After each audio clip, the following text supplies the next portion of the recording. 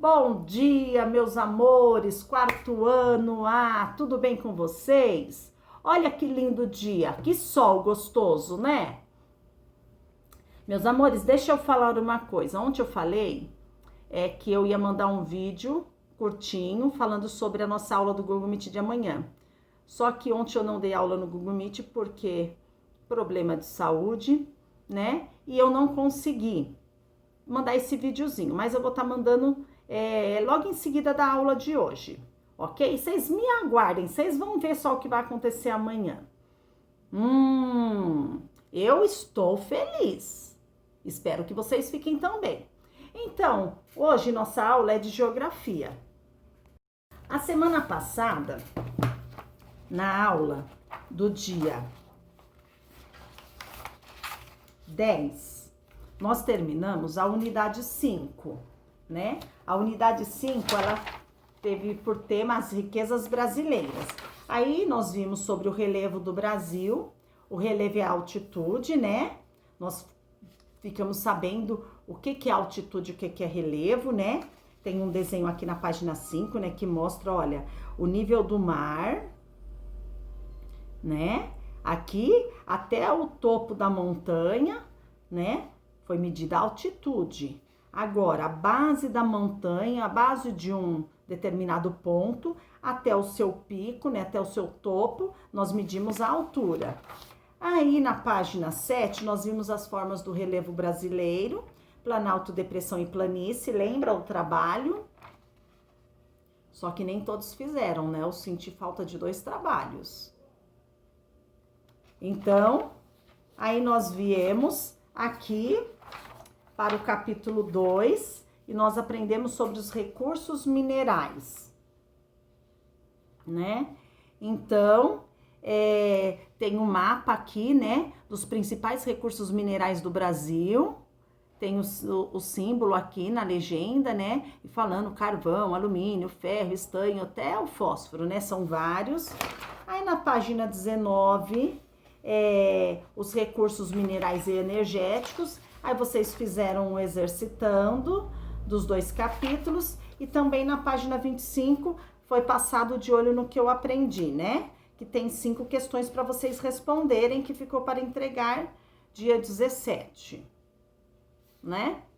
Aí, como nós terminamos essa unidade, eu vou passar para vocês o caderno de atividades, que é a apostila preta e branca, igual eu fiz ontem com história. Terminou a unidade, a gente faz a preta e branca, né? Só que diferente de história, geografia tem pouquinho, tá? Tem só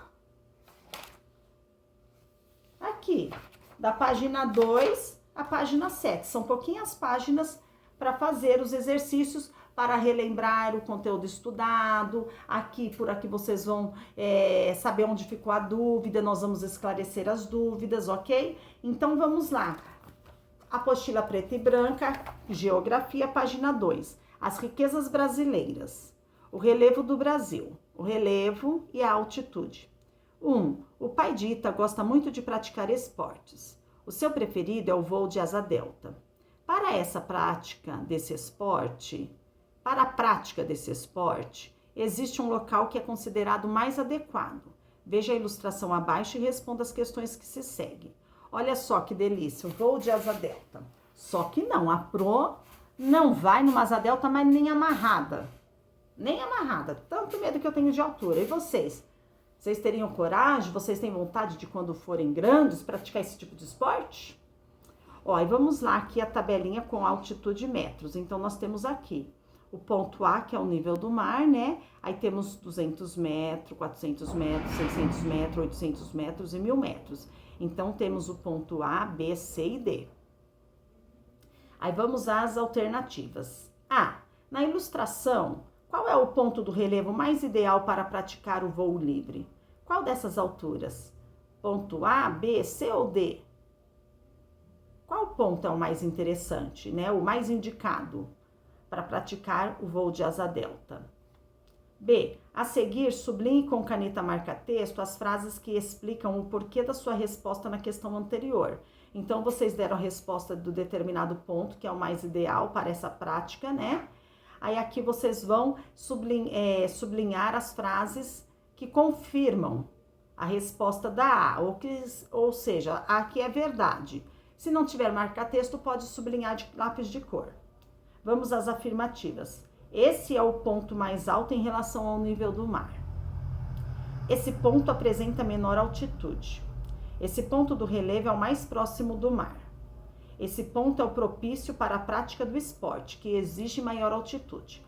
Qual dessas alternativas estão corretas? Sublinhe, de acordo com a resposta que você deu no A. C. Considerando que a altitude é a distância vertical entre um determinado ponto e o nível do mar, a partir de que ponto na ilustração devemos calcular a altitude do ponto B? Por quê? Então, nós sabemos que a altitude, né, é a distância vertical entre o nível do mar e o determinado ponto, né? Lá no pico desse determinado ponto. Então, a partir desse ponto, de que ponto na ilustração devemos calcular a altitude do ponto B? Por quê? Ok? Página 3. 2. Emília desafiou Marina a identificar se as situações a seguir se referem à altura ou altitude. Mostre que você sabe. Leia cada uma delas e complete as lacunas com altura ou altitude. Pro, não lembro, Pro. Ai, como que eu vou lembrar o que é altura? Então, você vem aqui para a página 5 e você vai estar sabendo, tá? Da página 5, você vai estar lendo e você vai estar vendo o que é altura e o que é altitude. Ok? Alternativa A. O Monte Everest costuma ser escalado por muitos alpinistas. Ele tem 8.848 metros de altitude ou de altura? B. O portão da casa de Anitta tem 10 metros de altura ou altitude? C. O Pão de Açúcar, localizado no Rio de Janeiro, é um dos principais pontos turísticos da cidade. Ele tem 396 metros de altitude ou de altura? D. O tio de Urbano mora em uma casa com uma escada de 15 metros de altitude ou de altura? E. Anitta leu um conto em que o gigante tinha mais de 3 metros de altitude ou de altura? Ok? Bem fácil. Vamos lá, as formas do relevo brasileiro.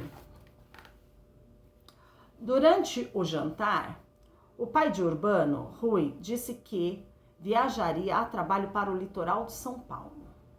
O garoto ficou muito interessado no percurso da viagem e Rui decidiu pesquisar algumas fotos do trajeto na internet para mostrar ao filho. Observe as imagens que ele encontrou e identifique a forma de relevo que cada uma apresenta. Depois, escreva os nomes dos relevos nos espaços vazios do texto que está na próxima página. Então, temos a imagem A e B. Na imagem A, nós temos a rodovia Anchieta, descida da Serra para a Baixada Santista, em São Paulo. E na imagem B, temos a vista aérea da Baixada Santista, em São Paulo. Vamos para a página 4. Urbano observou as imagens e lembrou-se da aula sobre o relevo que teve na escola. Ele disse ao pai que a foto A mostra qual tipo de relevo? E que a foto B mostra uma? Então, nós temos dois tipos de relevo.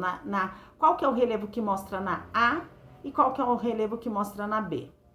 A descida pela serra para chegar ao litoral é muito bonita. Às vezes, no caminho, conseguimos avistar o mar lá embaixo. Olha só que interessante, e é mesmo, né? 4. Observe novamente a ilustração da atividade 1. Então, temos aqui a ilustração da atividade 1 na página 2. A. Pinte de verde a parte do desenho que representa a forma de relevo depressão. Então, vocês vão pintar de verde a forma de relevo, né? A parte do desenho que representa a forma de relevo de depressão, ok? B. Complete a definição de depressão no quadro abaixo. Depressão é uma forma de relevo que tem como principal característica... Qual é a principal característica do relevo? Então, vocês vão completar. C. O ponto A está em uma área de planície ou planalto? o ponto A. D. Qual das palavras a seguir completa corretamente a frase? Responda copiando essa palavra, altitude ou altura. Do ponto A ao C, a 400 metros de altitude ou de altura? 5. Complete os textos a seguir com as palavras encontradas no caça-palavras abaixo. Então, vamos lá. Nós temos aqui duas alternativas, vão ser 4 palavras. A superfície de nosso planeta tem diferentes... O quê? O processo de desgaste da superfície da Terra é chamado de... Vocês vão encontrar no caça-palavra e vão estar preenchendo. B. Os fragmentos de... também são chamados de sedimentos. O material é transportado e se acumula nas partes mais do terreno. Ok? Procura no caça-palavra essas 4 palavras e preencham essas frases. 6. As planícies e os planaltos são formados principalmente por 2 processos, a erosão e a sedimentação. Ligue os quadros relacionando a forma de relevo ao processo responsável pela sua formação. O planalto, ele se dá pela sedimentação ou pela erosão? E a planície, se dá pela sedimentação ou pela erosão? 7. Represente no espaço a seguir uma paisagem com uma forma de relevo que você estudou. Depois comente o que você sabe sobre ela. Aqui, meus amores, vocês vão desenhar uma paisagem de uma forma de relevo que você estudou. Aí você escolhe a forma de relevo. Aí vamos para o 6, página 6. Capítulo 2, os recursos minerais. 1. Após estudar os recursos minerais na escola, Emília percebeu que eles estão presentes em diversos objetos de seu dia a dia. Ela decidiu organizar uma tabela que identifica objetos de sua casa e o principal recurso empregado na fabricação deles. Será que você consegue identificá-los? Preencha a tabela a seguir com as informações faltantes. Então, objeto e a matéria-prima. Na apostila, vocês fizeram um exercício desse, tá? Só que lá, também lá já tinha a matéria-prima. Tava a matéria-prima na página 18. A matéria-prima vocês só colocaram o que pode ser feito a partir de cada uma dessas matérias-primas. Ok? Então, não tem segredo. 2. Anita adorava observar as rochas e agora aprendeu que muitos recursos minerais podem ser retirados delas. Anote na tabela os minerais apresentados abaixo de acordo com a sua classificação. Então, temos aqui granito, cobre, gás natural, mármore, ferro, sal, alumínio, carvão e petróleo. Minerais metálicos, vocês vão escrever quais desses são minerais metálicos, minerais não metálicos e recursos energéticos. E por último, a página 7, 3. Os alunos do 4º ano da Escola Mundo Mágico ficaram impressionados com as consequências para o meio ambiente do processo de extração de recursos minerais. A professora Elaine propôs que pesquisassem na internet locais onde esses impactos poderiam ser vistos. Faça você também uma pesquisa como essa. Para isso, siga o roteiro abaixo, tá? 1. Pesquise imagens de mineração a céu aberto e cole-as no caderno. 2. Escolha uma das jazidas das imagens que você colou e contorne-a. 3. Pesquise sobre a mineração ocorrida na jazida que você escolheu. Descubra quais são os principais minerais extraídos desse local. 4. Escreva ao lado das fotos quais foram os impactos causados no ambiente pela mineração a céu aberto. E 5. Não se esqueça de criar um título para o seu trabalho. Então, crianças, as atividades, elas são para amanhã, tá? Essa atividade aqui é para amanhã. Só que essa pesquisa aqui da página 7 do caderno de atividade, o exercício 3, que é para fazer essa pesquisa, eu vou colocar para a próxima aula da semana que vem. Depois eu passo hoje nós estamos no dia 17, 18, 19 e 20. 21, 22, 23, 24, para o dia 25, tá? Essa pesquisa aqui vocês vão me apresentar no dia 25, tá? Aí, por último, o exercício 4. Emília também pesquisou algumas imagens e ficou impressionada com as paisagens que viu. Ela imaginou como seria a natureza nessas regiões antes das atividades de exploração de recursos. A. Você saberia apontar impactos ambientais da atividade mineradora nas regiões que pesquisou? Escreva-os abaixo. B. O que acontece com essas áreas quando a atividade extrativa se esgota? E C. Os indígenas são um povo que tem sofrido com as atividades mineradoras. Por quê? Olha aqui a fala de Emília. O ser humano precisa aprender a viver de forma mais sustentável, sem prejudicar ao meio ambiente. Ok? Então, essa atividade 4 aqui, vocês pesquisam, depois vocês vão responder a 4. Ok? Agora,